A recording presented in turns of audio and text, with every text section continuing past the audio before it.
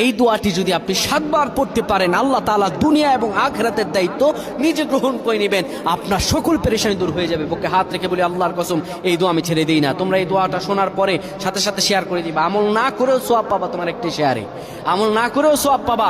আল্লাহ তাআলার সওয়াব দান করবেন, রিজিকে বরকত দান করবেন, মনের আশাগুলো পূরণ করবেন।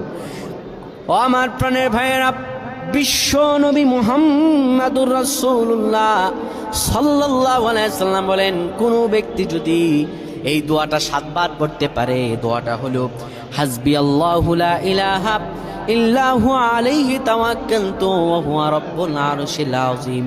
কোন ব্যক্তি যদি এই দোয়াটা পড়তে পারে খালেস অন্তরে সকালে 7 বার আর মাগরিবের পরে 7 বার পড়তে পারে, আমার আল্লাহ রাব্বুল আলামিন বড় বিপদ থেকে তারে বাঁচিয়ে দিবেন। তার দুনিয়া এবং আখিরাতের দায়িত্বগুলো আমার রাব্বুল আলামিন নিজে গ্রহণ করে নেবেন।